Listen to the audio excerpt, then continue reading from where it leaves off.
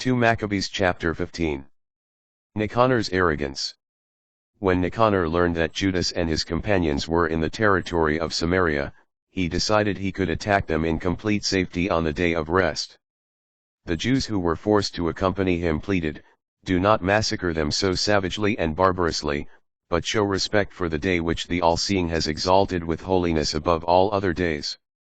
At this the thrice accursed wretch asked if there was a ruler in heaven who prescribed the keeping of the Sabbath day. They replied, "It is the living Lord, the ruler in heaven, who commands the observance of the Sabbath day." Then he said, "I, the ruler on earth, command you to take up arms and carry out the king's business." Nevertheless he did not succeed in carrying out his cruel plan. In his utter boastfulness and arrogance Nicanor had determined to erect a public victory monument * over Judas and his companions. But Maccabeus remained confident, fully convinced that he would receive help from the Lord. He urged his men not to fear the attack of the Gentiles, but mindful of the help they had received in the past from heaven, to expect now the victory that would be given them by the Almighty. By encouraging them with words from the law and the prophets, and by reminding them of the battles they had already won, he filled them with fresh enthusiasm. Having stirred up their courage, he gave his orders and pointed out at the same time the perfidy of the Gentiles and their violation of oaths. When he had armed each of them, not so much with the security of shield and spear as with the encouragement of noble words, he cheered them all by relating a dream, a kind of waking vision, worthy of belief. What he saw was this: Onias, the former high priest, a noble and good man, modest in bearing, gentle in manner, distinguished in speech, and trained from childhood in all that belongs to excellence, was praying with outstretched arms for the whole Jewish community. Then in the same way another man appeared, distinguished by his white hair and dignity, and with an air of wondrous and majestic authority. Onias then said of him, "This is a man who loves his fellow Jews and fervently prays for the people and the holy city, the prophet of God, Jeremiah." Stretching out his right hand, Jeremiah presented a gold sword to Judas. As he gave it to him he said, "Accept this holy sword as a gift from God, with it you shall shatter your adversaries." Encouraged by Judas' words, so noble and capable of instilling valor and stirring young hearts to courage, they determined not merely to march, but to charge gallantly and decide the issue by hand-to-hand combat with the utmost courage, since city, sanctuary, and temple were in danger. They were not so much concerned about wives and children, or family and relations; their first and foremost fear was for the consecrated sanctuary. Those who were left in the city suffered no less an agony, anxious as they were about the battle in the open country. Everyone now awaited the decisive moment. The enemy were already drawing near with their troops drawn up in battle line, their beasts placed in strategic positions, and their cavalry stationed on the flanks. Defeat of Nicanor.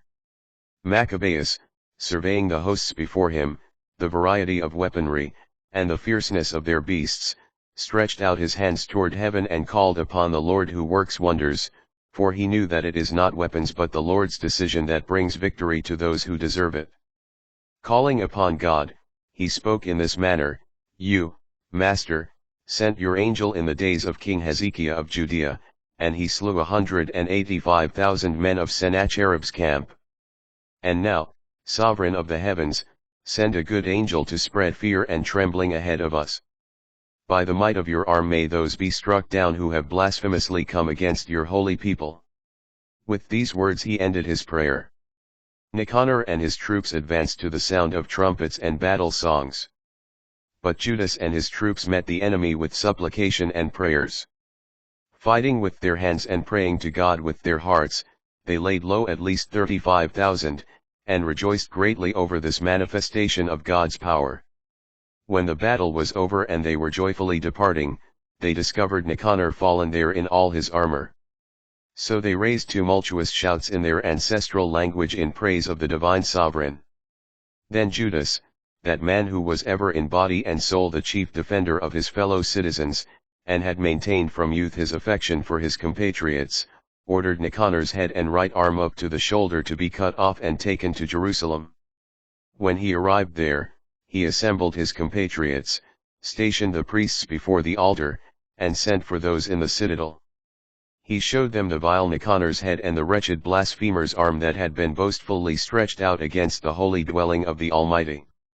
He cut out the tongue of the godless Nicanor, saying he would feed it piecemeal to the birds and would hang up the other wages of his folly opposite the temple. At this, everyone looked toward heaven and praised the Lord who manifests himself, blessed be the one who has preserved undefiled his own place. Judas hung Nicanor's head and arm on the wall of the citadel, a clear and evident sign to all of the Lord's help. F. By public vote it was unanimously decreed never to let this day pass unobserved, but to celebrate the 13th day of the 12th month, called Adar in Aramaic, the eve of Mordecai's day. 7. Epilogue. Compiler's Apology. Since Nicanor's doings ended in this way, with the city remaining in the possession of the Hebrews from that time on, I will bring my story to an end here too. If it is well written and to the point, that is what I wanted; if it is poorly done and mediocre, that is the best I could do. Just as it is unpleasant to drink wine by itself or just water, whereas wine mixed with water makes a delightful and pleasing drink, so a skillfully composed story delights the ears of those who read the work. Let this, then, be the end.